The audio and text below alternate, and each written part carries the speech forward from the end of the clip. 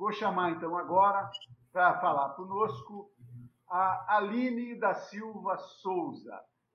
Ela é da Universidade Federal de Tocantins, tem mestrado em desenvolvimento regional, é assessora jurídica em Tocantins e é colunista do projeto Tecendo Democracia e Territórios, do IBBU. Então, eu convido a Aline para fazer uso da palavra nos seus 10 minutos, Aline, por favor. Olá, pessoal, boa noite. Num primeiro momento, eu queria também centralizar minha fala, considerando que eu sempre vou partir da ideia de que nós estamos inseridos em um contexto onde prevalece o mito da democracia racial, né? Então, nesse sentido, enquanto mulher negra, eu não consigo mais dissociar o estudo do direito à cidade de uma ótica interseccional. Então, entender nesse contexto gênero, raça, classe, outras facetas que envolvem o viés interseccional. Então, os conceitos que eu acredito que podem nos guiar nesse momento é o de divisão racial do espaço, que a Lélia Gonzalez bem coloca. Então, considerando o que o Ion diz, por exemplo, das regiões periféricas, existe um perfil das pessoas que ocupam esse espaço. E aí o Vilaça também vai nos dizer da ideia dos dois centros, onde a gente tem um lugar e um não lugar. A gente tem um lugar equipado e outro que não é. E aí, nesse mesmo sentido, a gente tem um perfil específico de pessoas que ocupam esses espaços. Eu acredito que é interessante também pontuar o que a Ana Lívia nos fala ao colocar sobre a aquisição de propriedade, sobre a discriminação intergeracional. Então, se, por exemplo, eu, enquanto pessoa de uma família negra, tanto eu quanto minha família residimos em regiões periféricas, isso não é ao acaso, né? Mas é fruto de um projeto gestado há bastante tempo. E aí, quando a gente pensa na lei da vadiagem, que foi pós-processo abolicionista, entre aspas, a gente pensar hoje no viés jurídico é pensar que ainda existe a suspeição generalizada.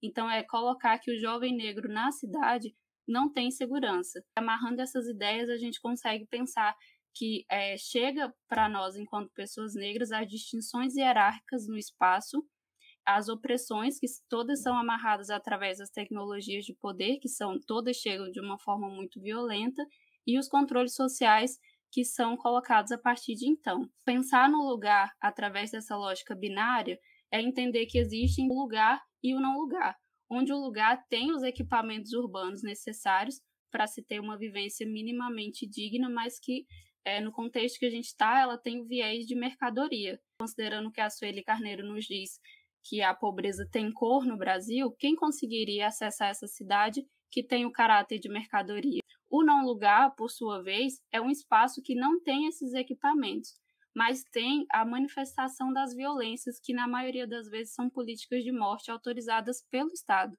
E aí a gente consegue ver de uma forma espacializada os conceitos de necropolítica, que o Achille Mbembe traz para a gente, e do genocídio, que o Abdias Nascimento nos elucida há tanto tempo. Nessa estrutura, eu não consigo enxergar um outro conceito que amarra tão bem todo esse contexto, a não ser o de quarto de despejo que a Carolina de Jesus nos coloca. Então, viver nesse não lugar é viver num quarto de despejo da cidade. Estar nesse não lugar é estar também, como Milton Santos nos coloca, em exílio. Então, pensar nos acessos que nós, enquanto pessoas negras, que ocupamos ou não lugar, é pensar, principalmente eu queria colocar como chave, pensar na nossa mobilidade e na nossa segurança. Pensar no transporte público, por exemplo, é entender que se a gente fizer um cruzamento dos horários dos eventos que acontecem no centro da cidade, por exemplo, e considerar os horários dos ônibus, a gente não encontra uma intersecção. Então, o transporte público é pensado para as pessoas que estão ali enquanto mão de obra. E nas entrelinhas nos diz: vocês não têm acesso à cidade. Como ser livre numa cidade construída nesses parâmetros? Então, eu queria destacar, para a gente pensar como um questionamento, como é ser um corpo negro nessa cidade construída nesses moldes. Pensar em como que é a cidade vivida, a cidade percebida para as crianças, para os jovens, para as mulheres, para os nossos mais velhos que não têm acessibilidade, para as mulheres negras que maternam, que não conseguem acessar os espaços públicos também. E pensando de uma forma mais pontual na mulher negra, que eu pesquiso com maior ênfase, é pensar que qual é o nosso lugar seguro na cidade, já que nós somos assediadas no transporte público, nos espaços de trabalho, nas instituições no modo geral. E nesse contexto pandêmico, tem vários dados que nos dizem que a violência doméstica subiu de uma forma alarmante, né? Então, qual seria o espaço seguro de uma mulher negra na cidade? Outro viés que eu gostaria de mencionar é que eu acredito muito na educação, que nós podemos usar ela como uma ferramenta para subverter essa lógica que nos foi imposta. Acredito que por ter estudado sempre em escola pública e ter conseguido me desfazer de um véu de cegueira que nos é colocado através da educação. Então, a Hill Collins, que é uma autora norte-americana, nos diz que o autoconhecimento é a primeira ferramenta que a gente tem que usar. Então, primeiro, me entender enquanto uma pessoa negra para aí, então, conseguir identificar as problemáticas que atravessam minha vida, né? Então, eu acredito que as universidades conseguem, através do tripé ensino, pesquisa e extensão, exercer esse papel. E aí eu acredito que a gente pode até citar como exemplo o projeto Palmas Participa, que o professor Basoli desenvolveu em Palmas e que trabalha esse levantamento de demandas, evidencia para a gente como as universidades conseguem trazer para o plano prático esse tripé de ensino, pesquisa e extensão. Eu acredito também que muito se fala hoje no que temos que dar voz às pessoas, né? Mas voz a gente já tem, o que a gente precisa é de espaço de escuta, né? Não colocar as pessoas negras como token para falar, tem uma pessoa negra aqui, mas de fato considerar as questões que são colocadas, né? E aí, já amarrando com o conceito anterior de autoconhecimento, isso nos distancia da possibilidade de cair numa armadilha de identidade. Então, é ser uma pessoa negra nesses espaços e não entender qual é o papel ancestral que nós temos nesses espaços. Acredito também que é muito interessante a gente pensar em frentes, então não só dizer o pessoal do direito ou o pessoal da arquitetura tem o papel de discutir cidade, mas eu acredito que a gente precisa pensar de uma forma multidisciplinar. Então, entender que o direito à cidade, por ser tão complexo, compreende várias áreas do conhecimento. Eu também acredito que a gente precisa muito pensar na questão dos dados, de elaboração dos dados e de publicização desses dados também, porque são eles que vão subsidiar as pesquisas, o acompanhamento de políticas públicas, a propositura de algumas coisas, né? E se a gente esperar pela instituição como é colocada hoje, a gente não tem essa geração de dados. Até nesse contexto político, tem o apagamento de vários dados que seriam cruciais para que a gente consiga entender com maior solidez o momento, né? E aí eu queria trazer também, de uma forma mais pontual, a questão da promoção dos diálogos entre os movimentos sociais e as instituições. Como o Cláudio mencionou, agora eu estou trabalhando na Defensoria Pública aqui do Tocantins, no núcleo que discute questão racial.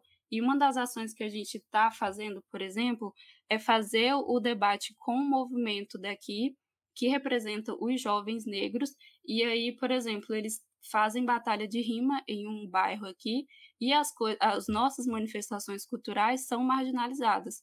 Então, dizer que esses jovens estão numa rua pública é dizer que as instituições que, em tese, garantem segurança pública estarão lá fazendo esse enfrentamento.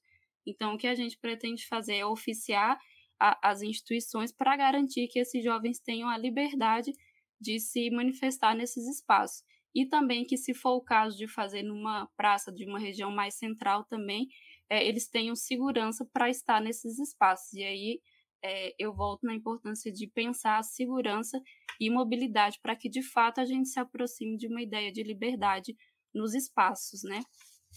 Considerando também o contexto político que nós estamos, a exemplo do que a Defensoria Pública da Bahia tem feito, de oficiar as instituições de segurança pública também, quando tem uma manifestação nas ruas, por exemplo, de algum cunho político, é dizer, olha, essa galera vai estar lá, mas se tiver algum problema com eles, a defensoria vai ter que ser acionada, se tiver detenção, alguma coisa nesse sentido, e nas experiências que eles tiveram no último ano, isso mostrou que foi a violência direcionada a esses jovens reduziu de uma forma considerável.